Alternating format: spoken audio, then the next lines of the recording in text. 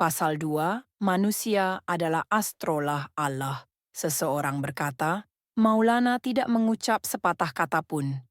Maulana Rumi berkata, baiklah pikiranku yang membawa orang itu kepadaku, tetapi pikiranku tidak bisa mengatakan, bagaimana kabarmu? Atau bagaimana kabar semua yang ada bersamamu? Pikiran tanpa kata-kata ini yang telah membawa orang itu kemari. Jika hakikat dalam diriku membawanya kemari dan dapat membawa dirinya ke tempat yang lain, lalu apa hebatnya kata-kata itu? Kata-kata adalah bayangan dan cabang dari hakikat.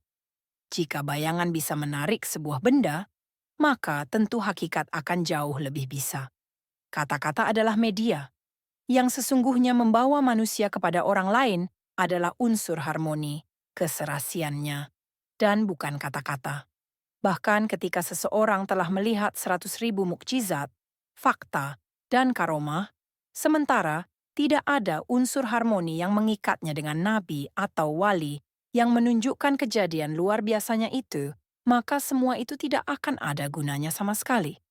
Unsur harmoni itulah yang membuat seorang manusia merasa bersemangat, bingung, dan sekaligus tidak tenang.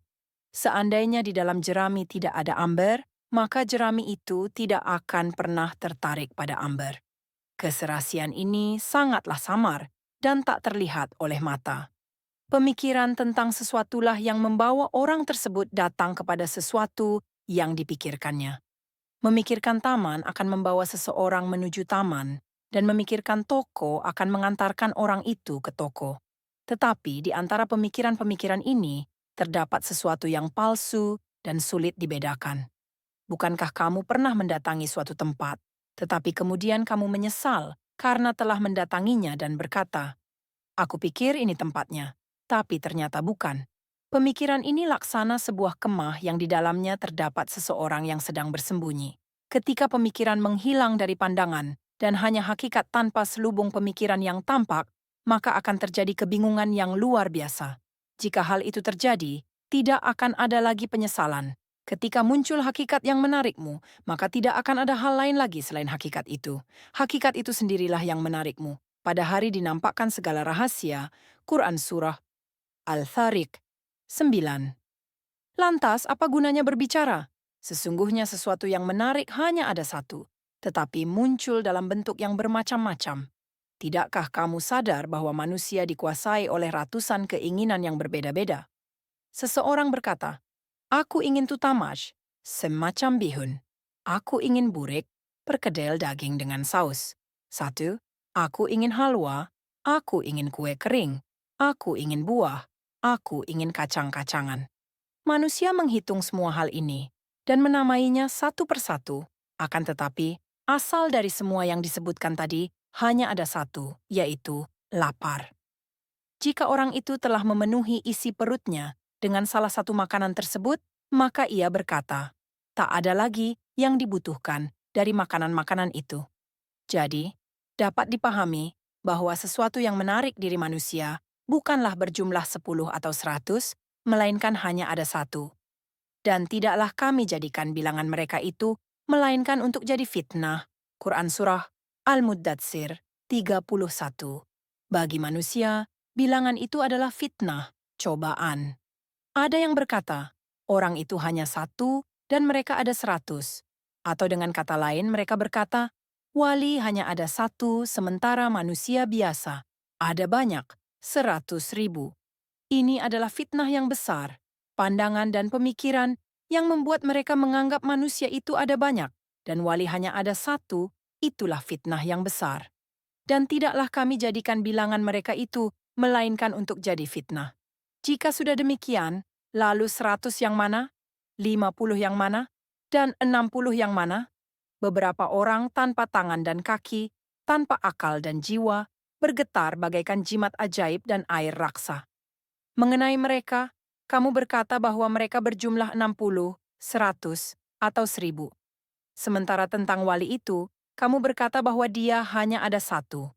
Sejatinya, jumlah mereka yang banyak itulah yang satu, dan wali itulah yang berjumlah 1.000, 100.000, dan ratusan ribu. Sedikit jika dihitung, dan banyak ketika diikat. 2. Seorang raja memberikan kepada satu tentaranya seporsi makanan untuk 100 tentara. Tentara lainnya mengeluh.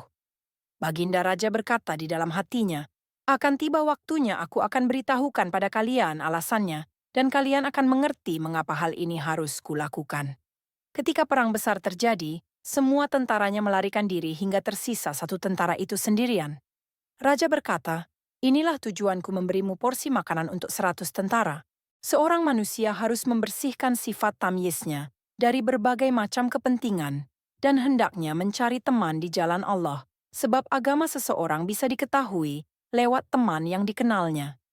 Selain itu, jika seseorang menghabiskan usianya untuk bersahabat dengan mereka yang sifat tamyiznya kurang, maka sifat tamyiz yang dimilikinya juga akan melemah.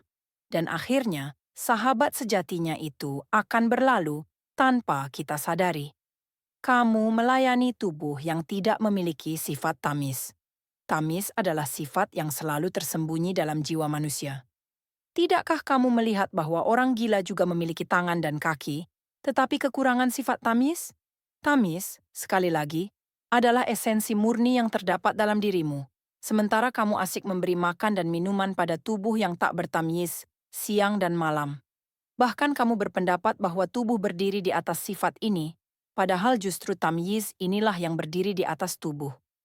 Bagaimana bisa kamu mencurahkan seluruh kemampuanmu untuk menjaga tubuh ini, sementara kamu sepenuhnya melalaikan esensi yang murni? Pada hakikatnya, tubuh ini bergantung pada esensi itu, tetapi esensi tidak bergantung pada tubuh. Cahaya yang terpancar dari jendela-jendela mata, telinga, dan lainnya. Seandainya jendela-jendela ini tidak ada, maka cahaya itu akan tetap terpancar melalui jendela-jendela yang lain. Misalnya kamu meletakkan sebuah lentera di hadapan matahari sembari berkata, "Aku dapat melihat matahari dengan lentera ini." Hal ini tentu tidak mungkin. Bahkan jika misalnya kamu tidak meletakkan lentera itu di depannya, matahari tetap akan memancarkan sinarnya kepadamu. Lantas apa gunanya sebuah lentera? Kita seharusnya tidak pernah berputus asa kepada Allah, karena harapan adalah permulaan bagi jalan keselamatan. Jika kamu tidak dapat melintas di jalan itu, maka usahakanlah paling tidak untuk berada di garis start jalan itu. Jangan pernah katakan, "Jalanku sungguh berliku. Aku telah melakukan banyak kesalahan." Teguhlah di jalan istiqomah. Maka tidak akan ada lagi kesalahan-kesalahan lainnya. Catatan. Salah satu jenis makanan yang terkenal di sekitar lingkungan Maulana Rumi pada masanya. Kalimat ini adalah potongan dari bait puisi yang digubah oleh Abu At-Tayyib Al-Mutanabbi dengan versi yang lengkap sebagai berikut. "Aku akan mencari hakikat diriku dengan jalan dan bantuan para masyayikh." Seolah-olah mereka tak berjenggot, karena saking lamanya mencium berat untuk kehilangan mereka, tapi ringan untuk memanggil mereka. Begitu banyak ketika diikat, tetapi sedikit saat dihitung. Istiqamah itu seperti tongkat Musa, dan godaannya seperti tipu daya para penyihir Fir'aun. Ketika istiqamah muncul, ia akan menelan tipu daya para penyihir Fir'aun itu. Jika kamu teguh pada jalan lurus ini, maka sama saja kamu menyelamatkan dirimu sendiri, sebab dengan keteguhan itu, kamu akan sampai kepada Allah. Seekor burung yang bertengger di gunung itu dan kemudian terbang dan pergi, adakah yang bertambah atau berkurang dari gunung itu? Sige. Ketika kamu sudah menapaki jalan yang lurus, maka semua jalan yang berliku akan hilang. Waspadalah, jangan pernah kehilangan pengharapan. Kerugian bersahabat dengan raja bukan karena kamu akan kehilangan nyawamu, sebab pada akhirnya semua manusia pasti akan meregang nyawa, entah hari ini atau esok. Kerugian bersahabat dengannya timbul ketika raja menampakkan dirinya, dengan pengaruhnya yang kuat, ia menjadi seperti naga yang superior, maka seorang yang menemani dan mengaku bersahabat dengannya, yang menerima hadiah darinya, mau tidak mau harus berkata-kata sesuai dengan keinginannya. Ia harus menerima ide-ide busuk sang raja. Ia juga tidak akan mampu menentang perkataan-perkataan raja tersebut. Dari poin inilah tampak bahayanya bersahabat dengan raja, karena hal semacam itu dapat melukai agama. Ketika kamu memupuk hubungan yang baik dengan sang raja, maka sisi lain yang merupakan esensi dari hidup ini akan menjadi asing bagimu. Saat kamu semakin dekat dengan raja, maka pada sisi yang lain, tempat di mana sang terkasih berada akan semakin jauh darimu. Ketika hubungan kamu semakin erat dengan budak-budak dunia dan kamu senantiasa memiliki satu arah dengan mereka, maka sang terkasih akan marah kepadamu. Barang siapa yang membantu orang yang zalim, Allah Subhanahu wa Ta'ala akan memberikan kekuatan kepadanya. Kepergianmu ke arah Allah juga akan membuatmu tunduk kepadanya. Kapanpun kamu berjalan ke arahnya, maka sebagai balasannya, La akan senantiasa memberikan kekuatan kepadamu. Alangkah sayangnya jika seseorang yang telah meraih pantai samudra hanya merasa puas dengan seteguk atau satu kendi air, sementara ia melalaikan berbagai macam mutiara, berkilauan dan ratusan ribu benda-benda indah yang sebenarnya bisa ia dapatkan di dalam samudra itu. Lantas apa gunanya ia mengambil air dari samudra itu? Apa bangganya melakukan hal tersebut bagi mereka yang berakal? Apa yang telah mereka wujudkan? Pada hakikatnya, dunia ini tak ubahnya seperti buih di lautan, dan airnya adalah ilmu-ilmu para wali. Lalu di mana mutiara itu berada? Dunia ini tidak lain, dan tidak bukan, hanyalah buih yang dipenuhi jerami. Akan tetapi, karena gulungan ombak dan harmoni irama samudra yang setia menemani sang gelombang, buih itu mewujud menjadi sebentuk keindahan. Innahu la yai'asu min rauhillah illa al-qaumul kafirun. Sesungguhnya tidak berputus asa dari rahmat Allah kecuali kaum yang kafir. Quran Surah Yusuf 87. زين للناس حب الشهوات من النساء والبنين والقناطير المقنطرة من الذهب والفضة والخيل المسومة والأنعام والحرث ذلك متاع الحياة الدنيا والله عنده حسن المآب.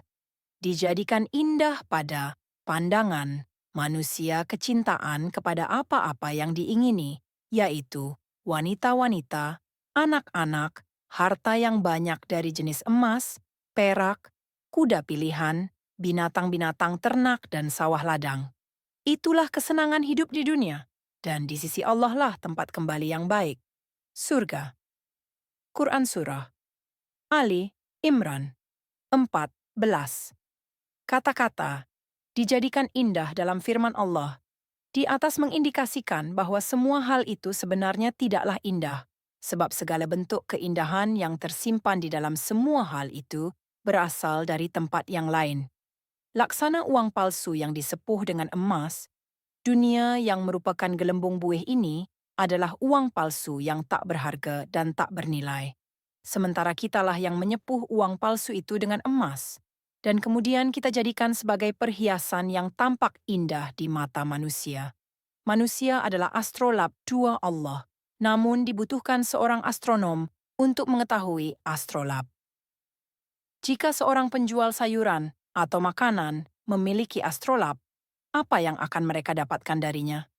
Dengan alat perbintangan kuno ini, apa yang bisa diketahui oleh pedagang sayur dan makanan itu tentang tingkah laku, perputaran, dan tanda-tanda, lintasan, dan pengaruh bintang di langit. Sebaliknya, astrolab akan sangat bermanfaat jika berada di tangan para astronom. Itulah mengapa kemudian muncul kata-kata, siapa yang mengenal dirinya, maka dia akan mengenal Tuhannya. Seperti halnya astrolab dari tembaga yang merupakan cerminan bintang-bintang di langit, maka wujud manusia sebagaimana dinyatakan Allah dalam firman-Nya. Dan sesungguhnya telah kami muliakan anak-anak Adam, Quran Surah Al-Isra 70. Ketika Allah Subhanahu wa Ta'ala telah menjadikan manusia bisa mengetahui dan mengenal dirinya, maka hamba ini akan mampu melihat ke dalam wujud astrolab itu. Dirinya telah melebur dengan Tuhan dan keindahannya yang mutlak, detik demi detik, sekilas demi sekilas. Keindahan itu sama sekali tidak pernah hilang dari cermin ini. Allah memiliki hamba-hamba yang menutup diri mereka dengan hikmah, makrifat, mengenal Allah, dan karomah. Hal luar biasa yang dimiliki orang-orang tertentu.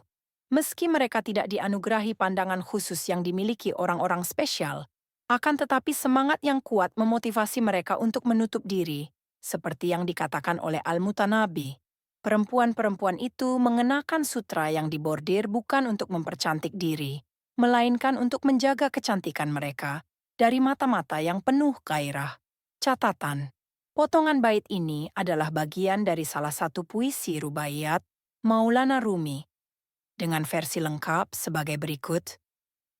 Meskipun ada suara makhluk di meja makan Azali yang sedang menyantap makanan, niscaya tidak ada satu hidangan pun yang berkurang. Seekor burung yang bertengger di gunung itu dan kemudian terbang dan pergi, adakah yang bertambah atau berkurang dari gunung itu? Alat perbintangan kuno yang, salah satunya, digunakan untuk mengukur naiknya matahari dan bintang-bintang.